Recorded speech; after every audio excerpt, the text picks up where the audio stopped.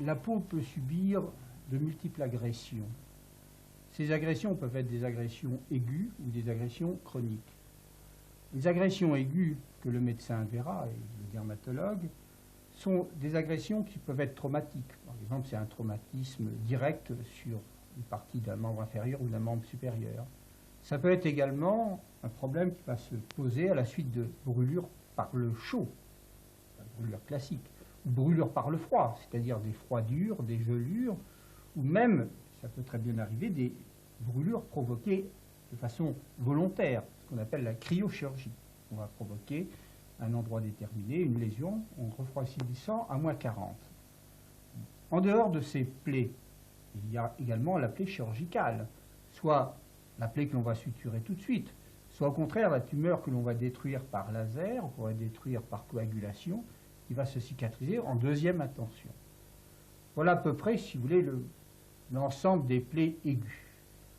Dans les plaies chroniques, le problème est dominé par les plaies chroniques des membres inférieurs, ce que l'on appelle également parfois ulcères, mais je préfère le plaies chroniques.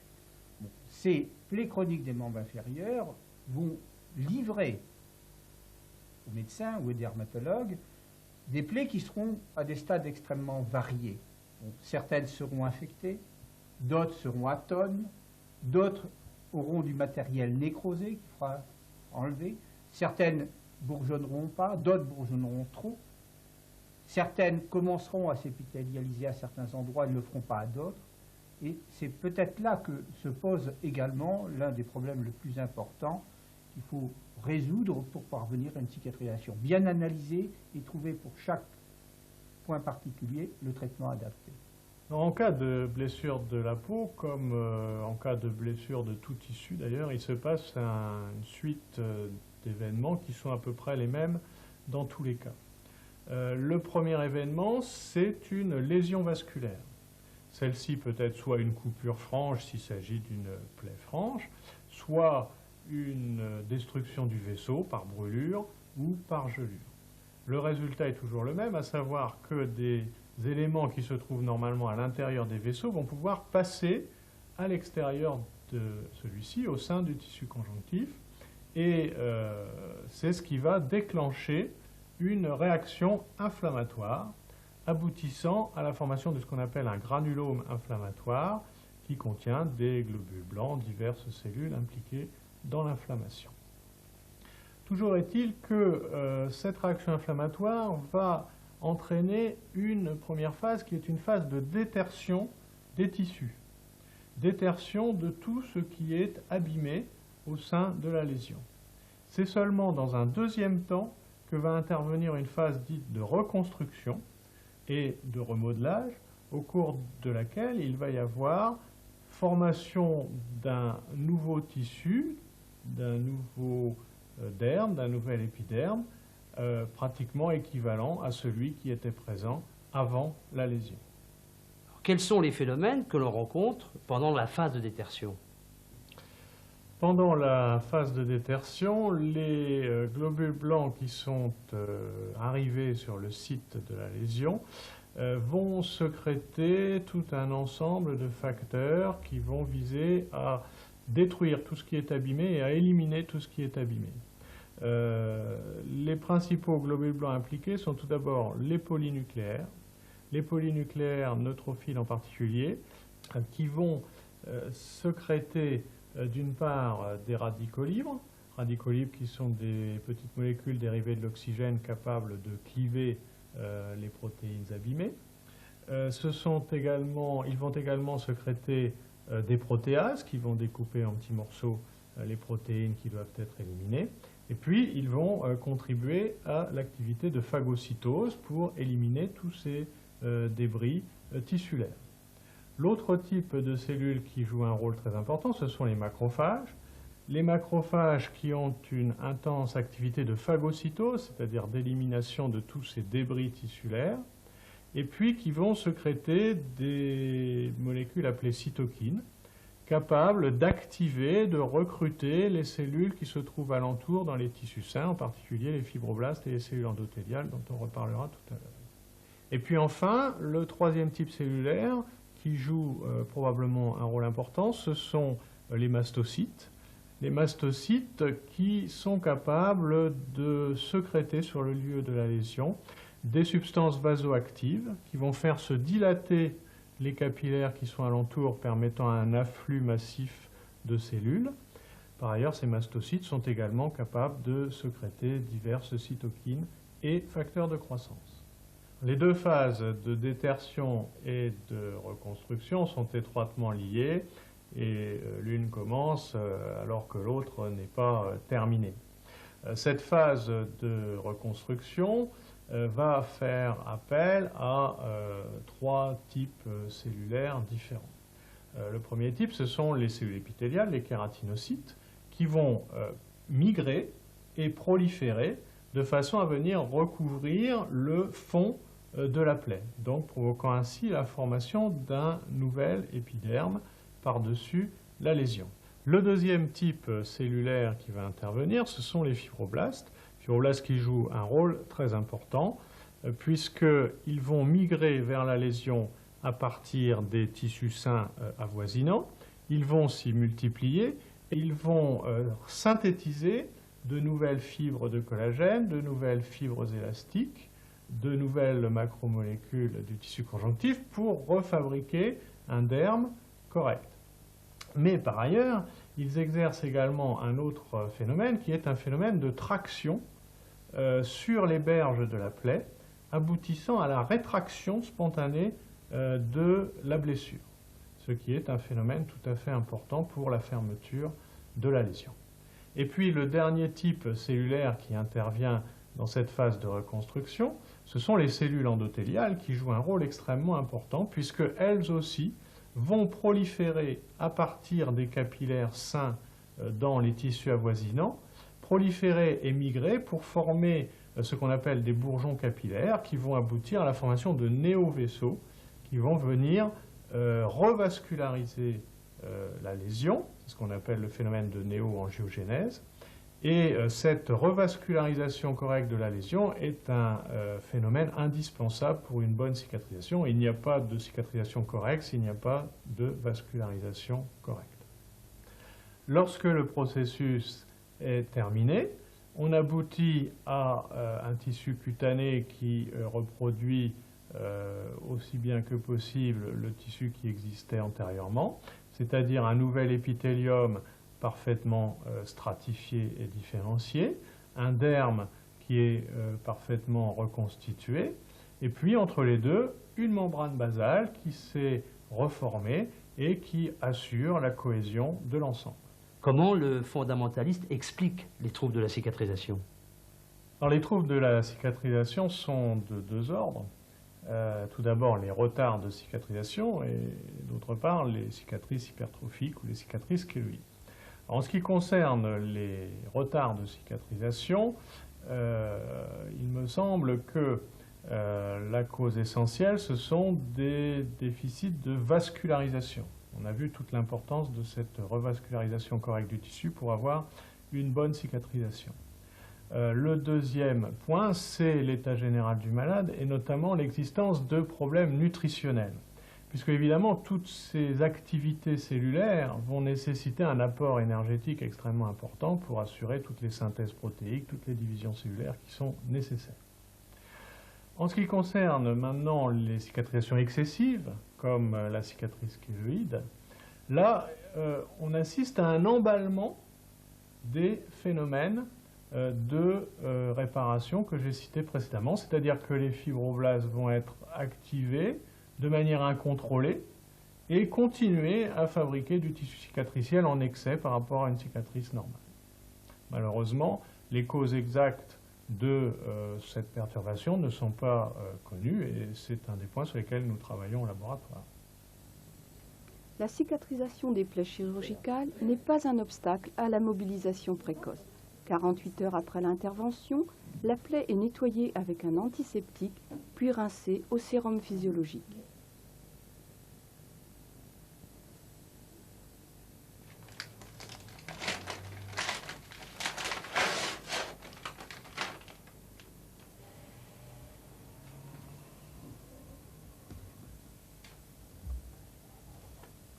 On pose un pansement stérile, adhésif et extensible, dont la conception originale permet de recréer la physiologie cutanée et d'assurer le bon déroulement des différentes étapes de cicatrisation.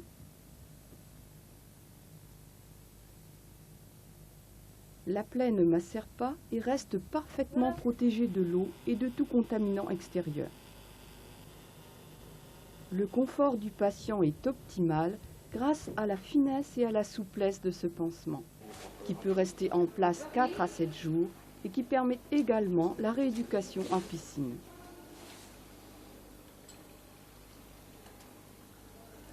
Ça cicatrise, il faut encore attendre un petit peu, mais bientôt le départ peut-être.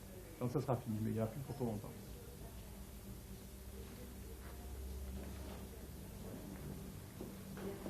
Nous revoilà, Monsieur Mallet. Monsieur Mallet, bonjour, ça va? Bonsoir, les mains dégonflent un peu? Oui, ça dégonfle les bras aussi. Bon, c'est en train de cicatriser la vitesse grand V. En ce qui concerne les causes de brûlure, il faut distinguer les enfants et les adultes. Chez les enfants, c'est essentiellement l'eau chaude qui les brûle, que ce soit l'eau renversée ou l'eau chaude sanitaire. Chez les adultes, à l'opposé, c'est essentiellement les flammes, qu'il s'agisse d'explosions de gaz, d'incendies ou de liquides inflammables.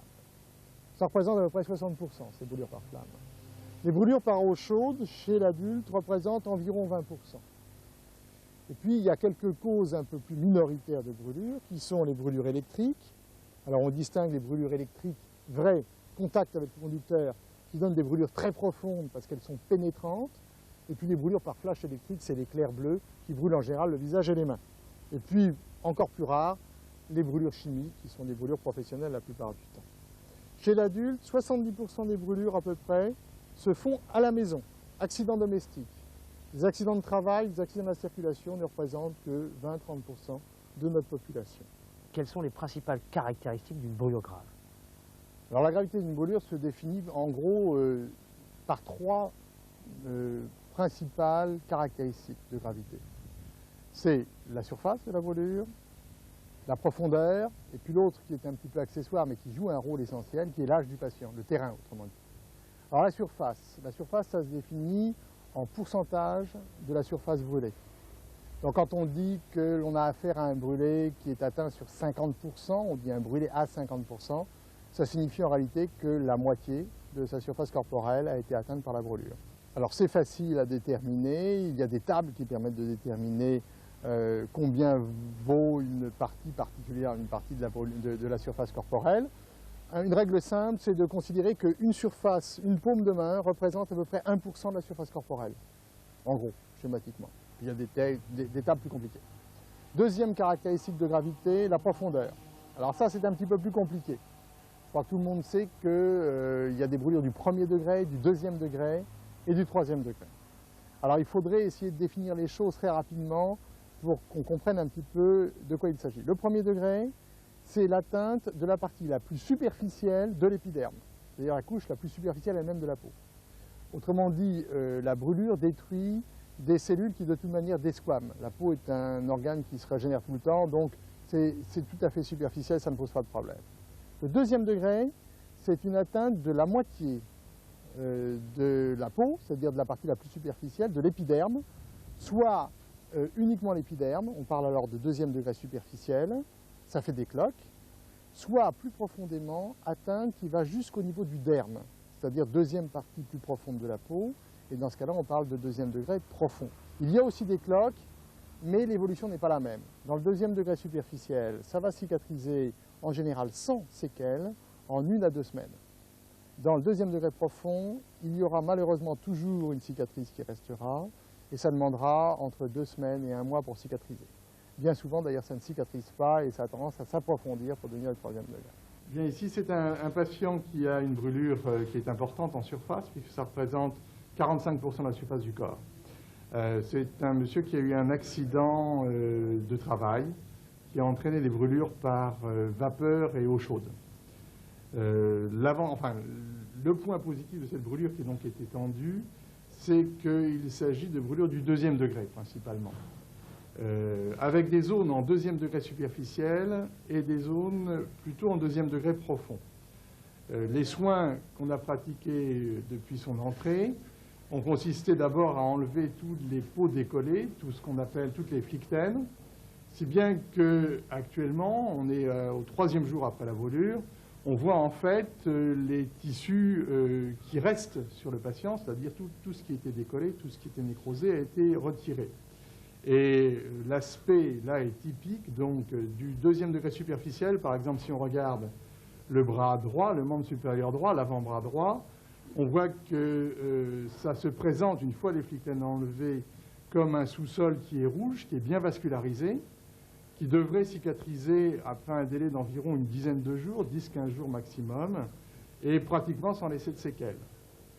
À d'autres endroits, par exemple au niveau de l'abdomen, on peut voir que les brûlures se présentent sous un autre aspect, avec un aspect plus blanc, moins bien vascularisé, avec quelques nécroses qui restent. Il ne s'agit pas de 3e degré en fait, il s'agit d'un 2e degré profond, c'est-à-dire une lésion qui va jusqu'au derme et qui ne laisse persister que les couches les plus profondes du derme. Donc chez ce patient, on a à peu près la moitié de lésions superficielles, la moitié de lésions en 2e degré profond. C'est a priori une brûlure de bon pronostic aujourd'hui, mais qui va demander quand même des soins spécialisés avec des risques infectieux qui ne sont pas négligeables, loin de là. Alors ici, on a affaire à des lésions qui sont plus profondes, qui sont en fait des lésions du 3e degré, c'est-à-dire qu'il y a une destruction totale de la peau. La caractéristique de ces brûlures du 3e degré, c'est qu'il existe une nécrose qui reste adhérente au sujet, qui reste adhérente à la brûlure. On conçoit alors que dans la mesure où il n'y a aucune possibilité de cicatrisation spontanée, puisque toute la peau est détruite, la seule solution consiste à retirer cette nécrose, à attendre qu'elle tombe ou à la retirer chirurgicalement, et à remplacer alors, une fois qu'il n'y a plus de nécrose, la peau manquante par une autogreffe, c'est-à-dire par l'application de peau provenant du patient lui-même. Une brûlure étendue, donc grave, va nécessairement entraîner 3 grandes perturbations de l'organisme. Ces perturbations sont en quelque sorte liées au fait que l'individu brûlé a perdu un peu son étanchéité. Sa peau, c'est un peu son interface par rapport au monde extérieur. La brûlure, évidemment, perturbe cette étanchéité et on va avoir des conséquences. La première conséquence, c'est un risque de déshydratation, plus précisément de choc hypovolémique par fuite de plasma vers l'extérieur. La brûlure entraîne une hyperperméabilité des vaisseaux sanguins et des capillaires. Le plasma a tendance à sortir et plus la brûlure sera étendue, plus cette fuite plasmatique sera importante et ça peut aller jusqu'au choc hypovolémique qui peut entraîner la mort. Donc le premier risque d'une brûlure étendue, c'est ça. C'est la fuite hydroélectrolytique, la fuite de plasma, cette espèce d'hémorragie sans globules rouges qui peut entraîner un choc et donc la mort. La deuxième grande perturbation qu'on observe toujours chez les brûlures étendues, c'est une fuite encore, mais cette fois-ci une fuite de calories. La peau représente une sorte d'étanchéité calorique, une sorte de manteau thermique. Quand on perd sa peau, on met en quelque sorte l'intérieur de l'organisme en contact avec le monde extérieur qui est en général plus froid. Et il y a donc une fuite calorique très importante. Cette fuite calorique a comme conséquence qu'il va falloir augmenter le niveau métabolique, le niveau de fonctionnement du moteur cellulaire pour suivre cette fuite calorique. Et si on n'arrive pas à nourrir suffisamment, à donner suffisamment de carburant à l'organisme, eh bien à ce moment-là, on risque de se trouver face à une dénutrition qui va avoir comme conséquence un amaigrissement, bien sûr, mais surtout un arrêt des processus de cicatrisation, car quand on maigrit, on ne peut plus cicatriser, et puis encore plus grave, une dépression des défenses immunitaires. Le sujet ne sera plus capable de lutter contre le risque principal de la brûlure, on y revient dans un instant, qui est l'infection. Donc c'est la deuxième grande complication. La troisième perturbation qu'on observe, c'est encore une perte d'étanchéité, mais cette fois-ci, c'est plus tellement de l'intérieur vers l'extérieur que ça se produit, c'est plutôt de l'extérieur.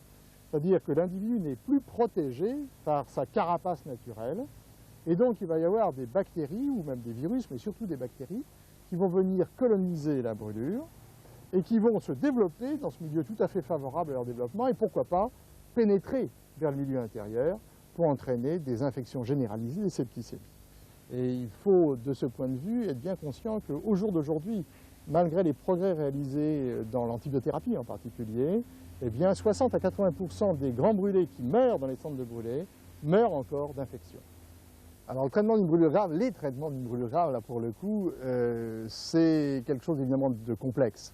Alors sans rentrer dans les détails, je crois qu'il faut séparer deux choses. Il y a le traitement général, le traitement des perturbations qu'on a vu d'ailleurs, et puis il y a le traitement local, le traitement de la brûlure elle-même. Alors pour le traitement général, en quelques mots, il va s'agir premièrement de réhydrater le sujet. Ça c'est l'urgence, il faut remplacer en quelque sorte les liquides qui ont fui à l'extérieur pour maintenir une volémie normale et pour éviter le choc hypovolémique.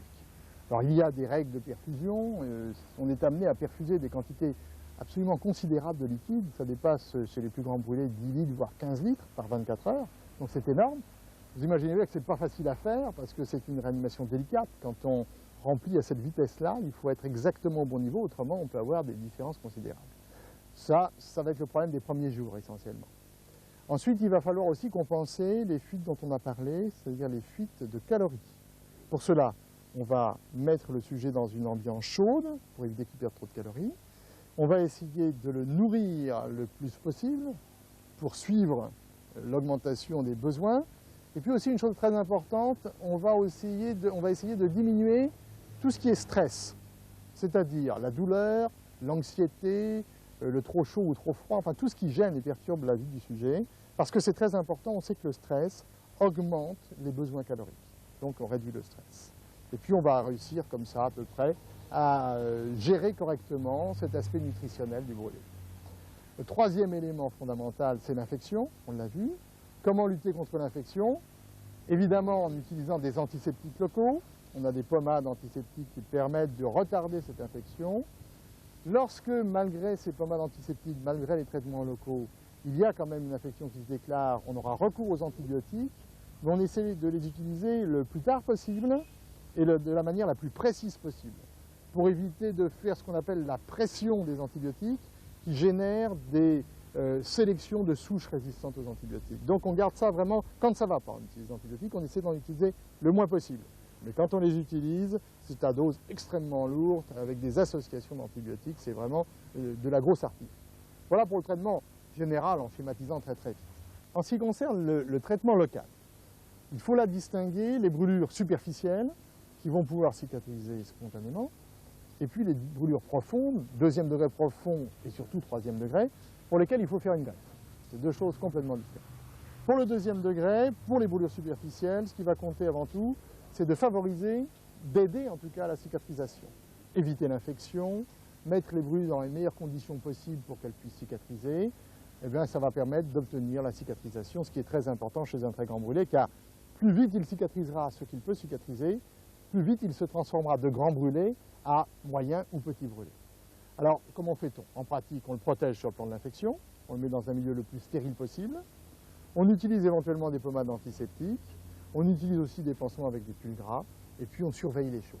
Et on arrive, comme ça, à obtenir la cicatrisation. En ce qui concerne le troisième degré, la cicatrisation spontanée, là, n'est pas possible, puisque tous les éléments cutanés ont été détruits par la chaleur. Il faudra alors nécessairement importer des éléments cutanés, c'est-à-dire réaliser une greffe. Les chambres de ces grands brûlés sont considérées comme des unités autonomes de soins, si bien que elles sont équipées pour pouvoir réaliser toute la thérapeutique du début à la fin de l'hospitalisation du patient.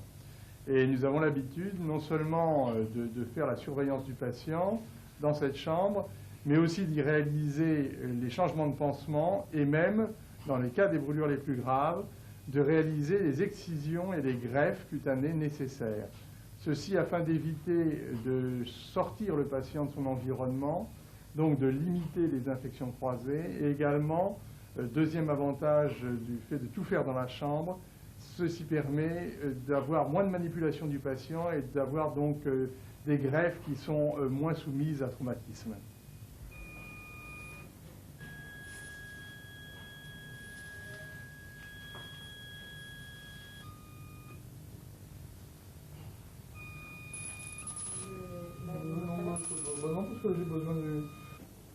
Le seul tissu biologique réellement efficace à ce jour, c'est la peau humaine, que l'on prélève pour les homogreffes sur un donneur en coma dépassé ou décédé. Dès les premières heures suivant le décès, on prélève la peau que l'on stocke dans une banque de peau. La peau est découpée en filets à mailles serrées. Bien là, nous sommes en train de terminer l'excision d'une partie du dos.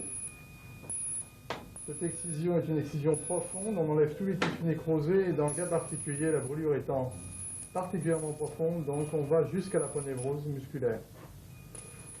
C'est évidemment une opération qui est assez hémorragique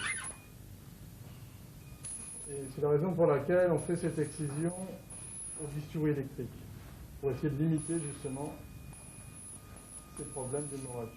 Non, c'est pas de la peau, oui.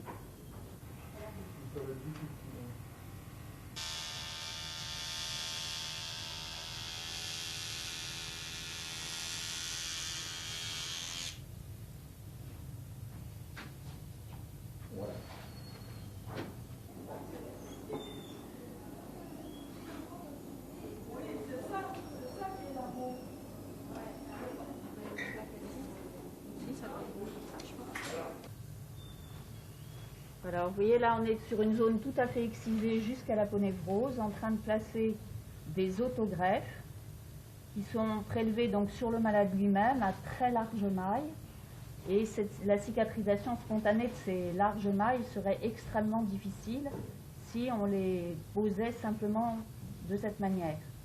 C'est la raison pour laquelle on utilise ce qu'on appelle la technique en sandwich, qui consiste à, sur ces mailles très larges, poser des homogreffes qui, elles, sont à toute petite maille et qui vont donc protéger l'autogreffe jusqu'à ce qu'elle ait bien pris et que donc on puisse couvrir de très larges surfaces alors qu'on ne dispose que de très peu d'autogreffes. Il faut toujours se souvenir que seuls les autogreffes assurent une prise définitive et une cicatrisation définitive de la peau. Les allogreffes sont de toute façon rejetées au bout d'un certain temps. Mais elles vont jouer leur rôle de protection vis-à-vis de l'autogreffe, qui est la chose la plus utile. Alors ici, nous avons un patient qui est chez nous depuis plus de 3 mois, qui est un monsieur qui avait eu une brûlure très importante suite à l'inflammation d'un diluant et qui avait occasionné donc une brûlure sur environ 80% de la surface corporelle, dont la grande majorité en 3e degré. Il est actuellement tout à fait à la fin de son séjour chez nous. Il partira bientôt en service de rééducation et on peut voir au niveau de ces brûlures donc les séquelles qu'il y a actuellement, qui sont le fait de la cicatrisation spontanée, mais aussi des greffes. Par exemple, au niveau de son avant-bras, on voit bien le filet résiduel qui reste, par exemple, sur la main, qui est un peu la séquelle des greffes qu'on lui a fait, et qui sont nécessairement, pour des brûlures aussi importantes, des greffes en filet, pour essayer de couvrir le plus possible de peau, en prenant le moins de peau possible, bien évidemment. Alors, dans les problèmes que posent toujours les grands brûlés, et qui ont des brûlures profondes, on reconnaît toujours les mêmes séquelles, c'est-à-dire des brides. Si on tire un petit peu le bras, on voit la bride se former, qui gêne donc l'abduction du membre supérieur. Il y a également des difficultés chez ce patient pour plier le coude en raison d'une part des rétractions cutanées, mais aussi de la présence d'ostéome, qui ne peut absolument pas plier plus que ça, c'est extrêmement raide. Enfin, dernier problème qui se pose de manière constante chez ces grands brûlés, c'est la fragilité cutanée. Vous voyez ici une zone qui était cicatrisée, qui a même été greffée, et qui s'est ouverte secondairement, parce qu'il y a eu un peu de frottement, parce que la peau est extrêmement fragile et que l'épiderme a tendance à se détacher du sous-sol, c'est le sous-sol dermique. Alors évidemment, ceci pose des tas de problèmes de manipulation du patient, des problèmes aussi de rééducation, bien évidemment. Il faut faire de la rééducation chez ces patients, mais on ne sait pas trop par où les prendre, et il faut faire extrêmement attention pour ne pas aggraver les lésions locales en faisant cette rééducation. La rééducation du grand brûlé en service de réanimation a 2 objectifs essentiels. Le premier est un objectif fonctionnel. Donc elle vise à la récupération des activités de la vie quotidienne. Et le deuxième est un objectif cutané. Elle vise à la prévention des rétractions. Donc, parmi les moyens kinésithérapiques qu'on utilise, il y a la mobilisation massive et on utilise également beaucoup le positionnement et l'appareillage. qui est le plus gênant pendant toute la phase de réanimation, c'est la douleur. Et donc les patients seront souvent sédatés. Face à une brûlure étendue au thorax et aux membres supérieurs, pour retirer la peau du creux axillaire, donc on utilise une mobilisation qui se termine par un temps posturant. Ensuite, comme la brûlure est étendue aussi à la partie antérieure du coude, on va obtenir l'extension du coude et la supination. Puis on va prolonger l'étirement vers le poignet et les doigts. Au niveau de la main, chez l'adulte, c'est le dos de la main qui est le plus brûlé en général. Et donc, le kinésithérapeute doit faire attention à vérifier toujours la flexion des métacarpophalangiennes, des doigts longs, et l'opposition du pouce,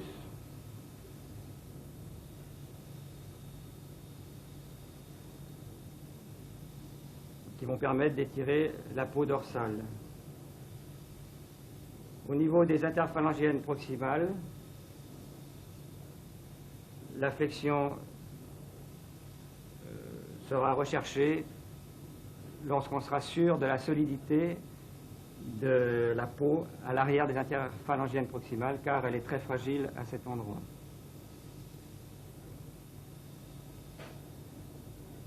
Lorsque le dos de la main est brûlé profondément, la mobilisation n'est pas suffisante et il faut réaliser une orthèse. Une orthèse palmaire de positionnement du poignet et des doigts est réalisée chaque fois qu'il y a une brûlure profonde de la partie dorsale de la main. Elle est réalisée en plastique thermoformable.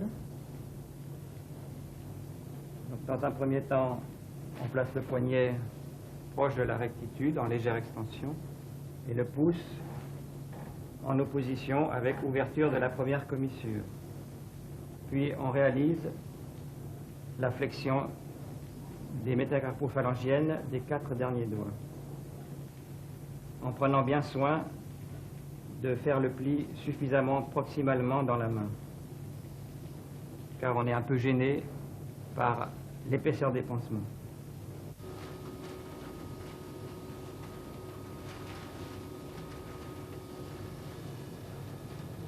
Donc l'orthèse palmaire est portée tout d'abord en permanence, et dès que le malade est capable de faire des gestes et de s'en servir, elle ne sera portée que la nuit.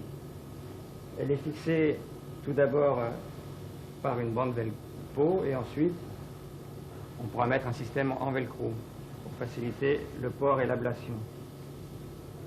La fixation est importante car c'est elle qui maintient le bon positionnement de la telle et le bon positionnement des doigts.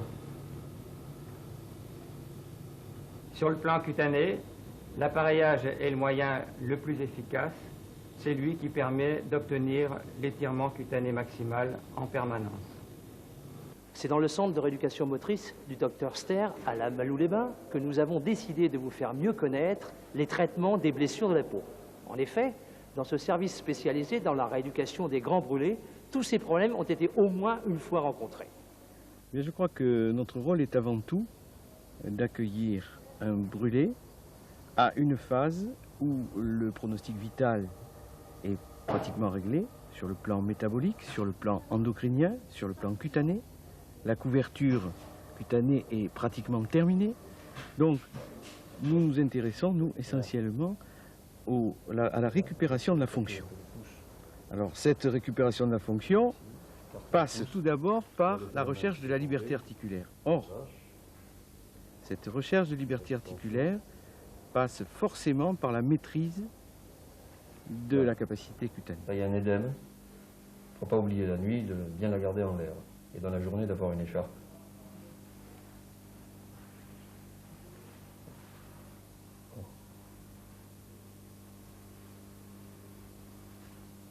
Je crois qu'on va en arrêter là pour aujourd'hui. Et l'infirmière va finir d'enlever les pansements. Ça va ?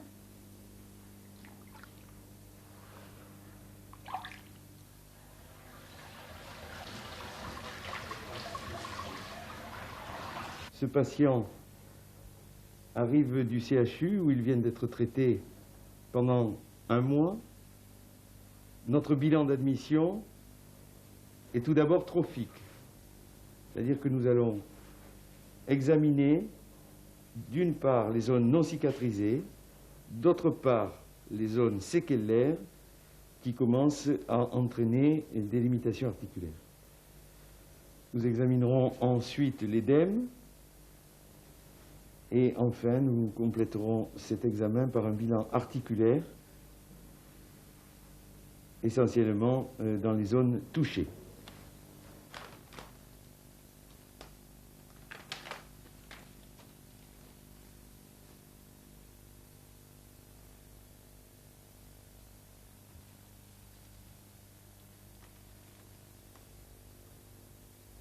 Toute brûlure induit une transformation du tissu conjonctif de reconstruction. Cette transformation, qui va se dérouler pendant 18 mois, implique très souvent l'hypertrophie, la bride, qui est l'hypertrophie en zone critique, c'est-à-dire en regard d'articulation, dans des zones où la mise en tension de la peau risque d'accélérer le développement des séquelles. Enfin, il y a les adhérences et il y a les kéloïdes. Alors là, la kéloïde représente une séquelle tout à fait particulière. En fait, la kéloïde semble génétiquement programmée. Ce n'est pas tout le monde qui fait une kéloïde. Ceci dit, pour les autres séquelles, nous disposons d'un arsenal thérapeutique qui est basé sur plusieurs éléments. Tout d'abord, il va falloir maîtriser le syndrome inflammatoire par une prise en charge manuelle, hydratation des malades, par une maîtrise vasculaire avec les vêtements compressifs qui produisent une ischémie relative, et le trépied s'articule aussi sur l'appareillage. Dès l'arrivée du patient, le kinésithérapeute établit le bilan de la peau, souplesse, adhérence et épaisseur des cicatrices.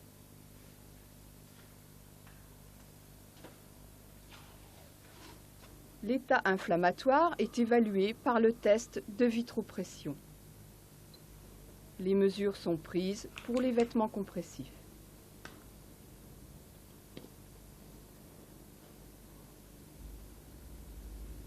La prise en charge cutanée va démarrer, bien entendu, en même temps que la prise en charge articulaire, musculaire et fonctionnelle, ce qui nous pose des problèmes de cohabitation. Ces problèmes réglés, en cours de règlement, vont bien entendu être parfois contraignants pour le patient brûlé. Nous faisons appel aux techniques manuelles, aux techniques physiques, telles que l'appareillage ou les compressions, qu'elles soient sous forme souple ou sous forme rigide. Il est bien entendu que ces techniques sont parfois contraignantes pour le patient, et nous faisons donc appel, comme ici, au thermalisme, au caractère émollient des os.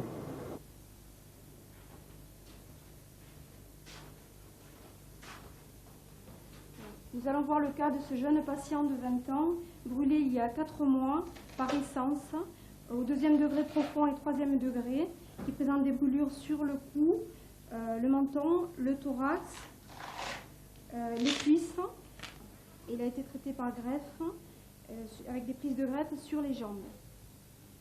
Donc nous l'avons équipé d'abord par une minerve en thermoformable qui le posture quelques heures par jour, et également d'une mentonnière siliconée depuis 2 jours, car la peau commence à être assez solide pour supporter ce matériau qui a comme avantage d'hydrater la peau et de ramollir les cicatrices qui ont tendance à être épaisses et dures. Ce silicone ne sera porté que quelques heures pour commencer. Donc le problème que nous avons rencontré, c'est un retard de cicatrisation qui a fait que la brûlure et les bords de greffe se sont indurés, et voire même la bride est en train de devenir kéloïde. Nous n'avons pas pu l'appareiller que sommairement, et le traitement cutané a été pour l'instant nul, à part légère compression. Maintenant qu'il n'y a pratiquement plus de lésions, on va pouvoir faire des manœuvres un peu plus agressives. Voilà. Donc cette bride commençait à venir tirer sur la bouche, dans le coin là, et commençait à avoir la bouche qui tirait. Donc le silicone et la compression ont permis un petit peu de réajuster la bouche. Et d'ailleurs on voit quand on étire la bride, la bouche a tendance à venir là. Voilà. Donc cette bride limite l'extension du cou, et donc les points d'ancrage peuvent aller jusqu'à très loin et vont même au-delà de la greffe. Donc les autres mouvements sont peu limités, mais il y a un problème quand même esthétique majeur. Et l'inclinaison du cou est également peu limitée.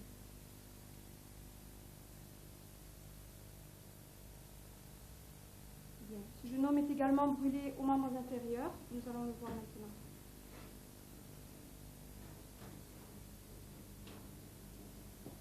Bon, la cicatrisation étant terminée, les conseils de rasage et d'hygiène sont effectués par l'infirmière. Ce patient présente une chondrite du pavillon de l'oreille qui relève uniquement du domaine chirurgical. Habituellement, nous ne pratiquons pas d'ultrasons sur des zones telles que le menton et le visage à cause des problèmes dentaires et des chaînes ganglionnaires. Pour traiter ce type de cicatrice, nous faisons appel à une thérapie manuelle à visée défibrosante. Par exemple, des étirements orthodermiques de Maurice,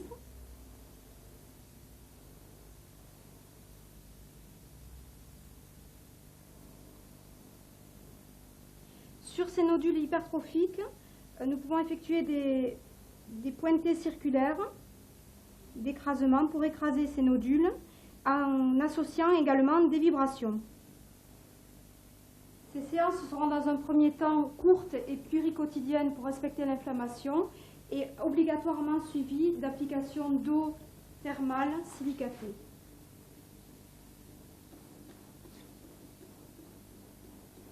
Ce patient présente également des brûlures du 3e degré sur les cuisses, greffées avec des prises de greffe sur les jambes, très peu hypertrophiques.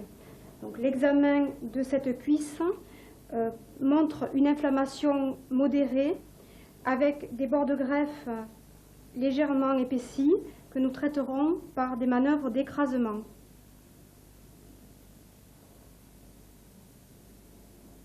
La greffe, très peu inflammatoire, sera traitée par des manœuvres de décollement type pli roulé transversal.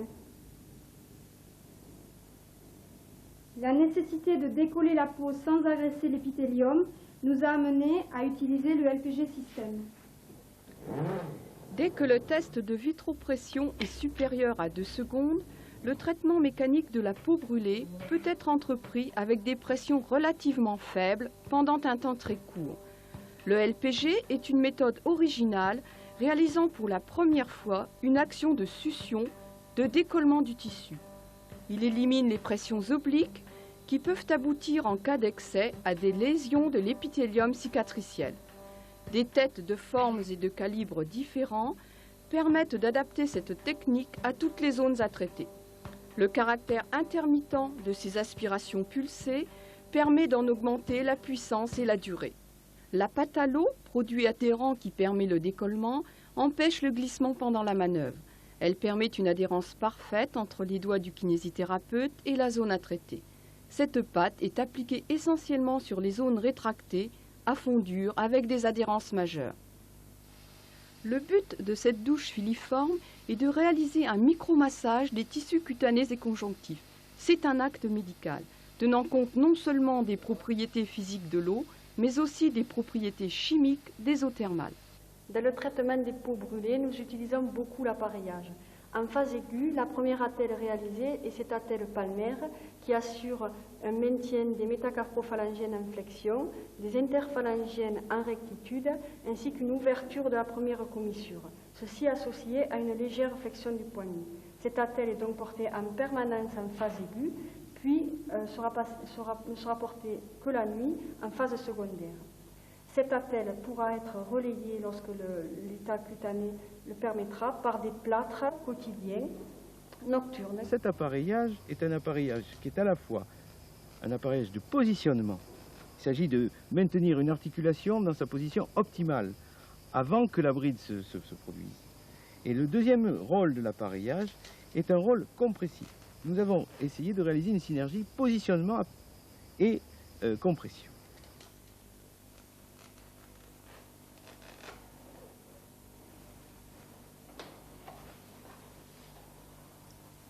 Alors nous allons mettre la telle en place. Elle comporte deux parties qui sont confectionnées dans deux matériaux différents. Un matériau rigide pour la partie antibrachiale qui va servir de support pour les tractions et un matériel souple sur lequel nous allons jouer sur l'élasticité de cet appareil. Donc c'est la partie distale.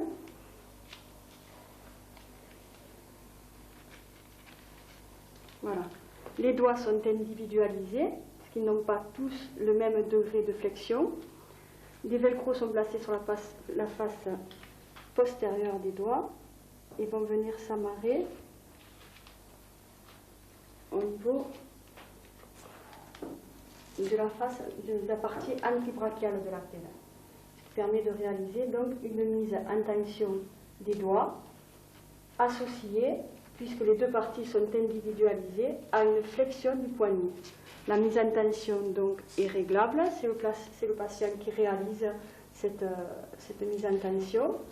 C'est une attelle, comme on peut le voir, qui est très contraignante, qui est donc portée par intermittence dans la journée, en alternance avec d'autres attelles. Elle est portée en moyenne un quart d'heure toutes les heures.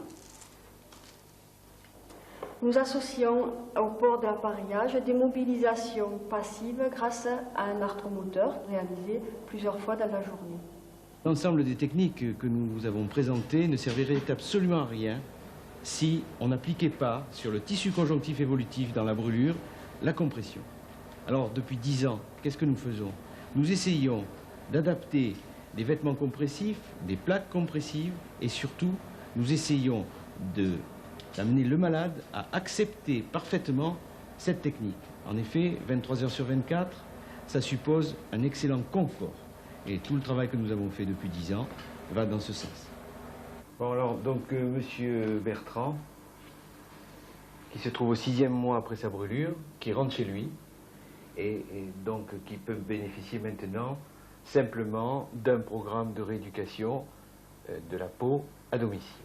Son état inflammatoire est nettement amélioré, puisque en regardant le test à la vitropression, on est passé de 1,4 seconde à 2,22. Donc ça autorise premièrement les massages, deuxièmement l'appareillage et troisièmement la mise en place de compressifs.